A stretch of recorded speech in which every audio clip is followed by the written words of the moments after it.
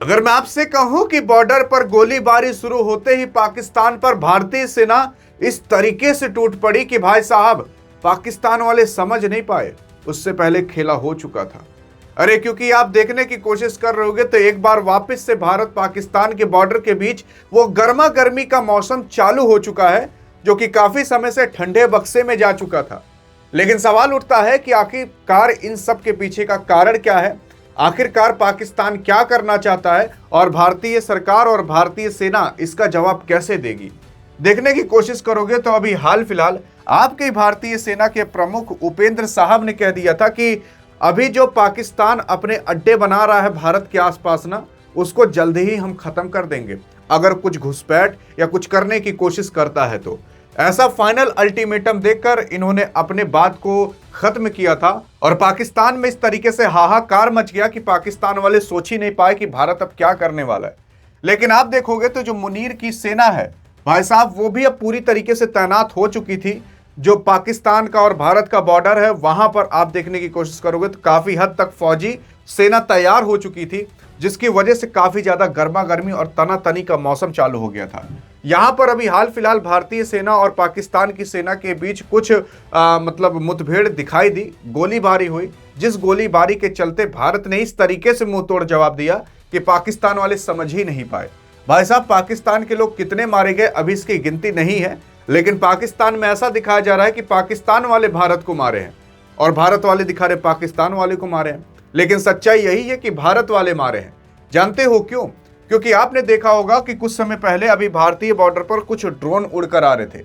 कुछ ड्रोन के अंदर केवल खाली खाली चीजें थी, कुछ ड्रोन के अंदर कुछ चीजें पाई गई थी और कैमरे पाए गए थे। ऐसा कहा जा रहा था कि पाकिस्तान वाले देखना चाहते हैं कि भारतीय सेना कहां तक मौजूद है। ऐसी काफी सारी चीजें कही जा रही थी। लेकिन इन सब का जवाब देने के चक्कर में भारतीय सेना के जो राष्ट्रीय राइफल्स के आर्मी हैं, जो फौजी हैं, वो लोग यार बॉर्डर के पास ना हाईटेक सर्विलांस कैमरे लगा रहे थे, रडार लगा रहे थे और उसी टाइम पाकिस्तान की ओर से गोलीबारी चालू होती है। और गोलीबारी कहीं और नहीं बल्कि एलओसी के पास। एलओसी ना पता हो तो मैं आपको बता दूं, इसे लाइन ऑफ कंट्रोल कहा जाता है। ये लाइन ऑफ कंट्रोल कुछ ये जो आप पूरी की पूरी देख रहे हो ना, ये पूरा का पूरा लाइन ऑफ कंट्रोल है। लाइन ऑफ कंट्रोल के इधर क्या है, इधर भी भारत ही है, जिसे हम पाकिस्तान ऑक्युपाइड कश्मीर कहते हैं, पीओके कहते हैं। और पीओके के इधर पाकिस्तान आता है, लेकिन पाकिस्तान वहां यहां तक पूरा का पूरा लगभग बैठा हुआ है। इसी को ही भारत लेने की कोशिश कर रहा है और इसी लाइन ऑफ कंट्रोल के आसपास इर्द गिर्द ही गोलीबारी को सुनाई दिया था। लेकिन यहां पर भारतीय सेना ने इस चीज का काफी ज्यादा मुंह तोड़ जवाब दिया। यह लाइन ऑफ कंट्रोल मैं आपको बता देना चाहता हूं, यह लाइन ऑफ कंट्रोल के इधर भी भारत है और इस तरफ कहीं पाकिस्तान आता है। और अगर भारतीय सेना इसको ले लेती है तो इसमें कोई दिक्कत नहीं होगी। लेकिन बहरहाल आप देखने की कोशिश करोगे तो लोग ये सोच रहे हैं अभी कि भैया ये जो गोलीबारी एक बार वापस से मौसम उठना चालू हुआ है भारतीय सेना और पाकिस्तान की सेना के बीच, आखिरकार ये उठना चालू क्यों हुआ।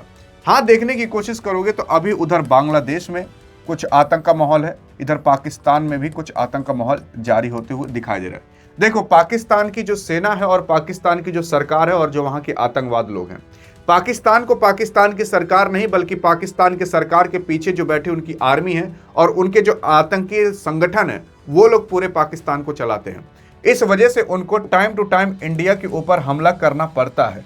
इसलिए करना पड़ता है क्योंकि अगर वो टाइम टू टाइम हमला नहीं करेंगे तो आप बताइए जब वहां पर बजट पेश होगा तो उसमें आर्मी के लिए बजट कैसे ज्यादा पेश कर पाए, वो लोग यही सोचते हैं, ताकि इससे पहले अगर वो लोग कुछ अटैक कर दें या कुछ और कर दें तो इससे ये होगा कि भारत और पाकिस्तान के बीच वापस से गर्मा गर्मी का मौसम चालू हो गया, जिसकी वजह से अब सेना कहेगी, आतंकवाद कहेंगे कि हमें भैया खूब ढेर कुल्ले हथियार चाहिए, गोला बारूद चाहिए, चीन से ये खरीदना है, वो खरीदना है, हमें पैसे चाहिए।